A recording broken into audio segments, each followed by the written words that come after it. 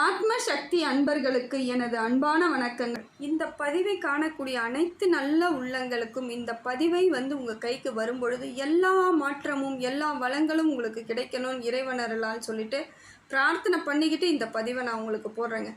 ஏன்னா ஒரு நல்லவர்களுக்கு நல்லது நடக்கக்கூடிய அமைப்பை ஏற்படுத்தணும்னு தான் இந்த பதிவை நான் உங்களுக்கு போடுறேன். ஏன்னா பெரும்பாலானோர் எனக்கு கமெண்ட்டில் போட்டிருக்கீங்க, நீங்கள் சொல்கிறது எல்லாம் சரியாக இருக்குது, சரியான அமைப்பில் இருக்குது அப்படின்ட்டு வெளிநாட்டில் வாழக்கூடிய தமிழர்கள் கூட எனக்கு நீங்கள் கமெண்ட் போடுறீங்க. அதெல்லாம் ரொம்ப பெரிய மகிழ்ச்சியாக இருக்குங்க.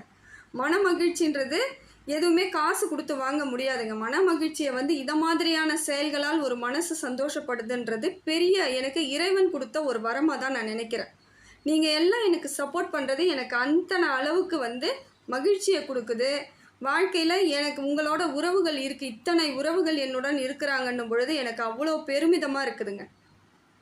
அதே போல் இந்த பதிவின் மூலமாக உங்கள் வீட்டுக்கு வர்றது அந்த மாதிரியான ஒரு அமைப்பு. இப்போ நான் நேரடியாக வர முடியலனாலும் இந்த பதிவின் மூலமாக உங்களுக்கு நான் ஒரு நல்லது நடந்தால் போதுங்க.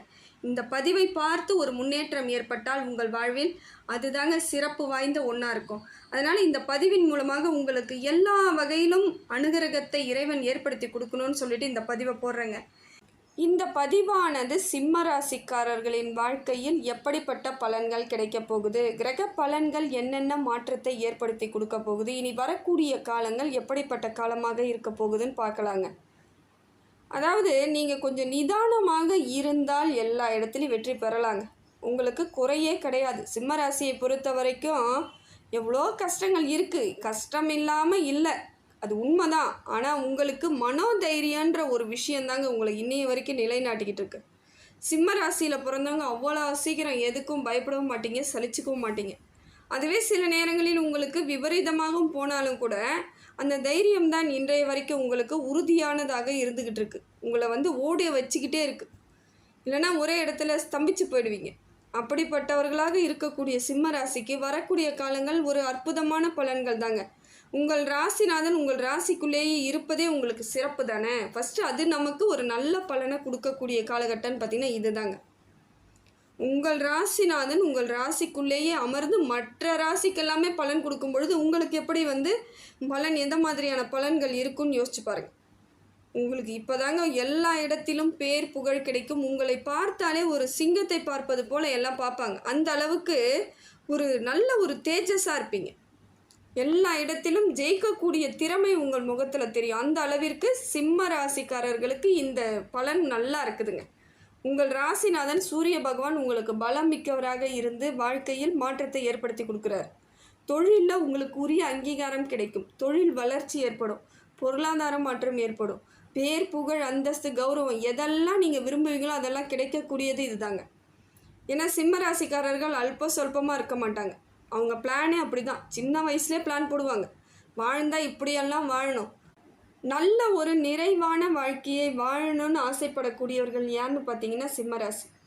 எல்லா இடத்துலையும் முதன்மையாக இருக்கணும், எல்லா இடத்துலையும் தேஜஸாக இருக்கணும், எல்லா இடத்துலையும் பெருமையாக இருக்கணும், கௌரவமாக இருக்கணும் அப்படின்ற எண்ணத்தோடு இருக்கக்கூடியவர்கள் நீங்கள் தான். அப்படிப்பட்ட உங்களுக்கு இப்போ பார்த்தீங்கன்னா உங்கள் ராசிநாதன் மூலமாக இது மாதிரியான ஒரு நல்ல பலன் கிடைக்குதுங்க. நிதானமாக மட்டும் இருந்தால் போதும், கொஞ்சம் அவசரப்படக்கூடாது. சில விஷயங்களை பொறுமை காத்தாலே உங்கள் வாழ்க்கை பலன் நல்லா இருக்குது.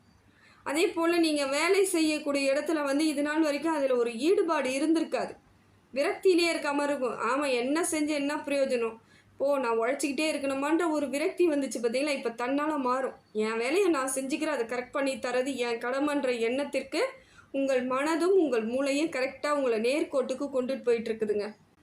அதே போல் சிம்ம ராசிக்கு இன்னொரு பழக்கமும் இருக்குதுங்க.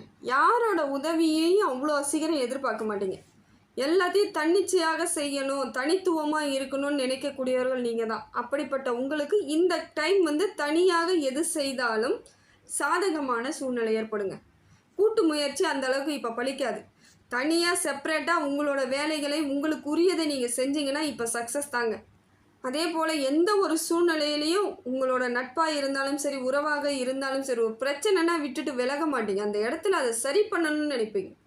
உறவுகளுக்காக இருந்தாலும் சரி, நட்புக்காக இருந்தாலும் சரி, குடும்பத்திற்காக எதுவாக இருந்தாலும் அந்த இடத்துல யாருக்காவது ஒரு சின்ன மிஸ்டேக் நடக்குது, பிரச்சனை நடக்குதுன்னா உடனடியாக அதை சரி செய்து அவங்களுக்கு நல்லது நடக்கணும்னு எதிர்பார்க்கக்கூடியவர்கள் நீங்கள் தான். அதனால் அங்கே எல்லா வேலைகளையும் செய்யக்கூடிய சூழ்நிலை ஏற்படும்.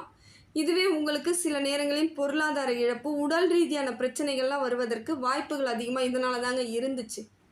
மற்றவங்களுக்காக உழைக்கிறது, மற்றவங்களுக்கு கொடுக்கறது, மற்றவங்களுக்கு கொடுத்து சந்தோஷப்படுறது, இதெல்லாம் உங்களுக்கு குணமாக இருந்தாலும் உங்களையும் நீங்கள் நினச்சி தாங்க பார்க்கணும்.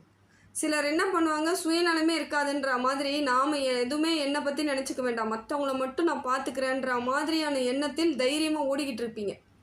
இந்த தைரியமானது உங்கள் வாழ்க்கைக்கு உங்களை பாதுகாக்க முடியாத சூழ்நிலை ஏற்படுத்திடலாம். அதனால் முடிந்த வரைக்கும் நீங்கள் என்ன பண்ணுறீங்க, உங்களுக்கு என்ன தேவைங்கிறத முதல்ல பாருங்கள். ஏன்னா அப்போ தான் எல்லாருக்கும் உங்களால் கரெக்டாக செய்ய முடியும். உங்களுக்கு பிரச்சனைனா யாருமே நிற்க மாட்டாங்க. இப்போயே நீங்கள் பார்த்துட்டு தானே வந்திருப்பீங்க. எத்தனையோ பிரச்சனைகள், எத்தனையோ இடங்களில் தனித்து நின்று இருப்பீங்க. ஒன்றுமே உங்களுக்கு செஞ்சவங்க கூட உங்களுக்கு திருப்பி செஞ்சுருக்க மாட்டாங்க. அதெல்லாம் அனுபவிச்சுட்டு தான் வந்திருக்கீங்க. அப்போ உங்களை நீங்கள் பார்க்கக்கூடிய இடத்துல இருக்கிறீங்க. அதாவது இப்போ பார்த்தீங்கன்னா சிம்ம ராசியை பொறுத்த வரைக்கும் இந்த காலகட்டம் ஒரு தெளிவு பெறக்கூடிய காலமாக தாங்க இருக்குது. இப்போ தெளிவாக யோசிப்பீங்க, தெளிவாக சிந்திப்பீங்க, உங்களுக்கு என்ன புரிதல் இருக்குங்கிறத தெரியக்கூடிய காலமாக இந்த காலம் உங்களுக்கு இருக்குது. அப்போ இது உங்களுக்கு நல்ல காலம் தாங்க அர்த்தம். ஏன்னா உங்களுக்கே என்னன்னு உங்களை புரிய ஆரம்பிச்சிருக்கு, உங்கள் வாழ்க்கை என்னென்னு ஆரம்பிச்சிருக்குன்னா இப்போ வரக்கூடிய காலங்கள் எல்லாம் நல்ல காலங்களாக உங்களுக்கு இருந்துக்கிட்டு இருக்கு. அதே போல் உங்கள் குடும்பத்திலிருந்து பிரிக்கக்கூடிய சூழ்ச்சி நிலைகள்லாம் இருக்குதுங்க. ஏதோ ஒரு சந்தர்ப்பத்தில் உங்கள் குடும்பத்திலேருந்து உங்களை பிரிக்கிறதுக்காக அத்தனை சூழ்ச்சிகளும் செய்துட்டு இருக்காங்க. இது நாள் வரைக்கும் செஞ்சிட்ருக்காங்க. இப்போயும் அவங்க உங்கள் கூட தான் இருந்துக்கிட்டு இருக்காங்க. அது கணவன்கிட்ட இருந்து மனைவியாக இருக்கலாம், மனைவிக்கிட்டேருந்து கணவனாக இருக்கலாம், தாய் தகப்பனிடமிருந்து பிள்ளைகள் பிரிக்கிறதா இருக்கலாம், தனி கொடுத்தனும் போகிறேன், அது இது ஏதோ ஒன்று உங்களுக்கு நடக்கக்கூடிய சூழ்நிலை இருக்குது. கொஞ்சம் பார்த்துக்கோங்க. ஏன்னா அதிகமாக குடும்பத்தின் மீது அதீத நம்பிக்கை உள்ளவர்கள் நீங்கள் விட்டு கொடுக்க மாட்டீங்க. அப்படிப்பட்டவங்க உங்களை பிரிக்கும் பொழுது அந்த இடத்துல வலிகள் நிச்சயமாக இருக்குங்க. அவ்வளோ சீக்கிரம் உங்கள் மனசு ஏற்றுக்காது. அதனால் இப்போ நீங்கள் கொஞ்சம் நிதானமாக இருந்து அந்த மாதிரி செய்கிறவங்க யாருன்னுட்டு அவங்களுக்கு ஒன்று புரிய வைங்க, இல்லைன்னா அவங்கள விட்டு விலகிடுங்க. இது 2 தாங்க உங்களுக்கு சரியான வழி. குரு பகவானும் உங்களுக்கு நல்ல இடத்துல இருக்காருங்க. தொழிலெலாம் நல்லா இருக்குங்க. தொழில் போட்டி இருந்தவர்கள் கூட உங்களை விட்டு விலகுவதற்கான வாய்ப்புகள் இருக்குது. தொழில் முயற்சி எல்லாம் ஜெயிப்பீங்க. பணப்புழக்கம் ஏற்படும். தொழிலில் லாபமும் கிடைக்கும். அது சொந்த தொழில் செய்யக்கூடியவர்களுக்கு நல்ல பலன் தாங்க. இல்லைங்க நான் ப்ரைவேட் கம்பெனியில் வேலை பார்க்கறேன்னா ஓகே, உங்களுக்கு ரொட்டீனாக ஏதோ ஒரு விதத்தில் நல்ல மாற்றமாக தான் இருக்கும். ஆனால் உடனடியாக தெரியாது. உடனே ஒரு மாறுதல் கிடைக்குமானா கிடைக்காது. அரசாங்க பணியில் இருக்கவங்களும் அப்படியே போயிட்டே இருப்பீங்க. ஆனால் உங்களுக்கு உடனடியாக ஒரு மாறுதல் தெரியும்.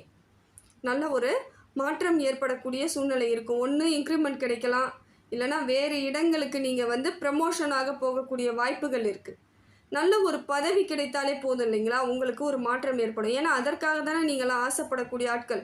எனக்கு ஒரு நல்ல போஸ்டிங், நல்ல பதவி, நானும் மற்றவங்களுக்கு செய்யணும், மற்றவங்க முன்னாடி நிமிர்ந்து நிற்கணும்னு எண்ணத்தோடு தானே இது நாள் வரைக்கும் இருந்துக்கிட்டு இருக்கீங்க. அப்படிப்பட்ட உங்களுக்கு இந்த காலம் அந்த மாதிரியான ஒரு அமைப்பை ஏற்படுத்தி கொடுக்குது. இதை நீங்கள் வரவேற்றுக்கிறது உங்கள் கையில் தான் இருக்குது. அடுத்ததாக பார்க்கும் பொழுது திருமண யோகமும் உண்டாகுதுங்க. திருமண வரன் கிடைக்கும். கணவன் மனைவியிடையே இருந்து வந்த வாக்குவாதம், சண்டை இதெல்லாம் தீரத்துக்கான வாய்ப்புகள் இருக்குது. ஆனால் நீங்கள் கோவப்படுறதை முதல்ல குறைச்சி தாங்க ஆகணும். நான் பிடிச்ச முயலுக்கு 3 கால்னு சொல்லக்கூடியவர்கள் நீங்கள் தான். எந்த மாற்றமும் கிடையாது. நீங்கள் எனக்கு கமெண்ட்டில் கூட போடுங்க, நீங்கள் சொன்னது பொய்ன்னு கூட சொல்லுங்கள், தப்பு கிடையாது.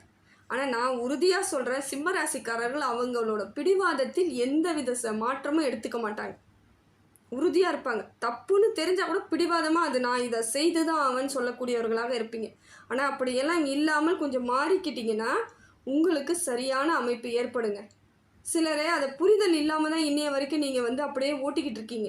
நான் பிடிச்சேன்னா பிடிவாதம் தான் அப்படின்னு உங்களுக்கே தெரியும். தெரிஞ்சாலும் அதிலிருந்து வெளியே வர மாட்டீங்க. இதெல்லாம் வந்துட்டிங்கன்னா உங்களுக்கு நல்ல பலன் கிடைக்குங்க. அடுத்ததாக பார்த்தீங்கன்னா செவ்வாய் உங்களுக்கு நல்ல இடத்துல இருக்காருங்க. தப்பு கிடையாது.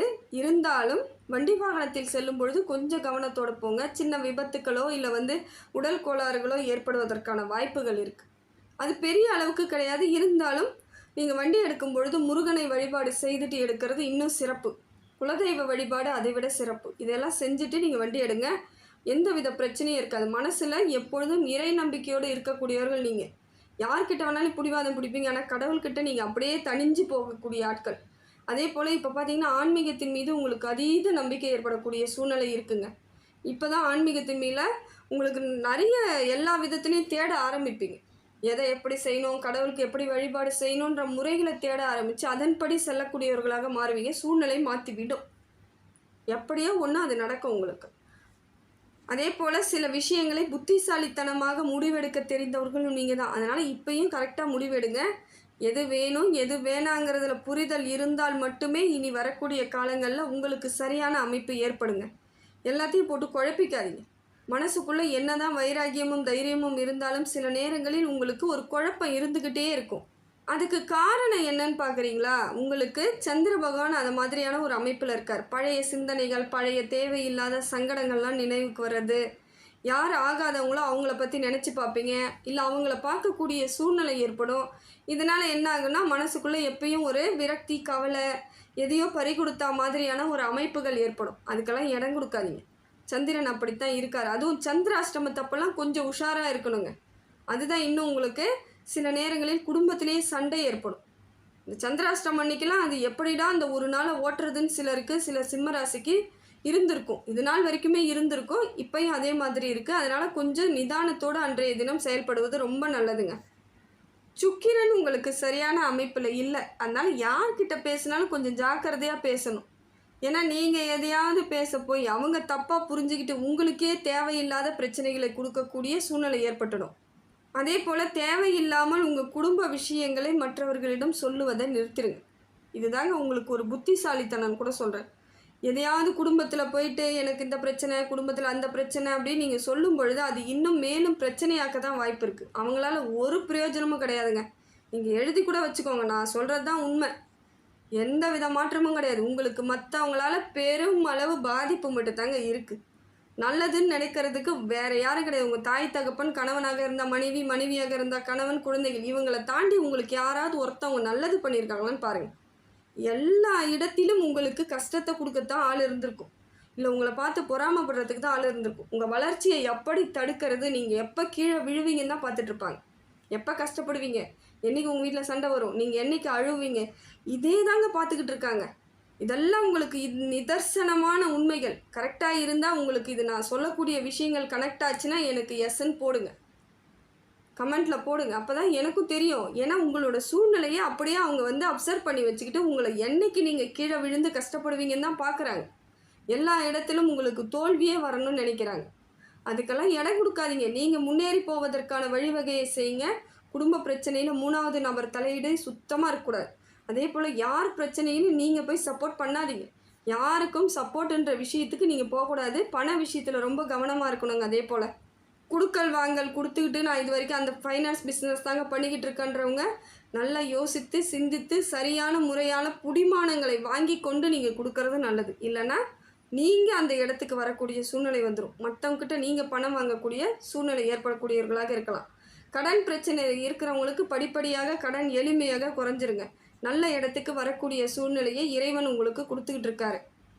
அதே போல் புதிய முயற்சிகள் எது செய்தாலும் கொஞ்சம் சிந்தித்து செயல்படுங்க. புதிய முயற்சி எடுக்கும் பொழுது கவனமாக இருக்கணும்.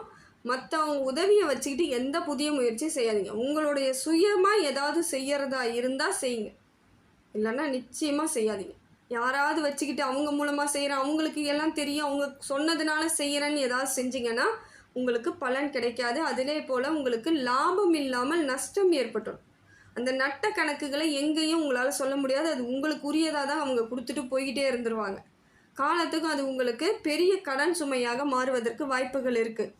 அது உங்கள் பொருளாதார வளர்ச்சியை குறைச்சிரும். மேற்கொண்டு உங்களால் இனிமையாகவும் இன்பமாகவும் இருக்க முடியாத சூழ்நிலை ஏற்பட்டுடும். ஏன்னா எவ்வளோ பிரச்சனை இருந்தாலும் இன்னைய வரைக்கும் ஒரு சில சிம்மராசிக்காரர்கள் நிம்மதியாகவும் சந்தோஷமாக இருக்கிறதுக்கு காரணம் என்னென்னா அவங்களோட தைரியம். அந்த தைரியத்தையே உடைபட வைக்கக்கூடிய சூழ்நிலையாக மாறிடும். மற்றவங்கள நம்பி எந்த வேலையும் செய்யாதீங்க, அவ்வளோதான். அதை மட்டும் மனசில் வச்சுக்கோங்க. உங்களுக்கு என்ன வேலையோ அந்த வேலையில் கண்ணும் கருத்துமாக இருக்கிறதுக்கு முடிவு பண்ணுங்கள். அதன் மூலமாக உங்கள் வாழ்க்கை பல மடங்கு மாற்றத்தை ஏற்படுத்தி கொடுத்துருங்க. அதே போல் பல அவமானங்களையும் பல கஷ்டத்தையும் சந்தித்து வந்த உங்களுக்கு இப்போ ஒரு மாற்றம் வரும்பொழுது கொஞ்சம் எல்லாரும் பொறாமப்படக்கூடிய சூழ்நிலையும் இருக்குது.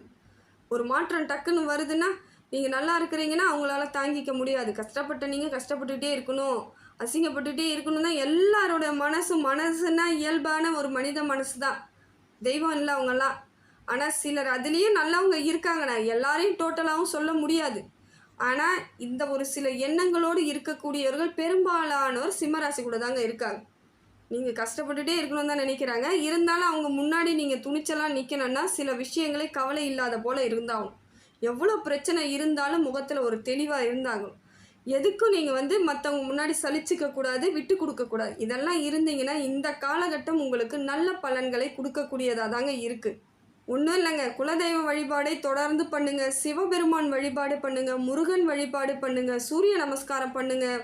வாழ்க்கையில் சீக்கிரமாக எல்லா விதத்திலும் மாற்றம் ஏற்பட்டு ஒரு நல்ல நிலைமைக்கு வரக்கூடிய ஆட்களாக நீங்கள் தான் இருப்பீங்க.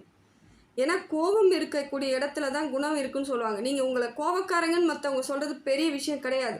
குணம் உள்ளவர்களாகவும் நிறைய பேருக்கு உங்களை தெரியும். அதனால் வரக்கூடிய காலங்கள் உங்களுக்கு அற்புத பலனை கொடுக்கக்கூடியதாக தாங்க இருக்குது. இறைவன் அருள் எப்பொழுதும் உங்களுக்கு அனுகிரகத்தை ஏற்படுத்தி கொடுத்துக்கிட்டு இருக்குங்க. எல்லாம் வல்ல இறைவன் எல்லா புகழும், எல்லா செல்வங்களும், எல்லா நேர்மறை ஆற்றலும் உங்களுக்கு கொடுக்கணும்னு சொல்லிட்டு இறைவனை பிரார்த்தனை பண்ணுறேங்க.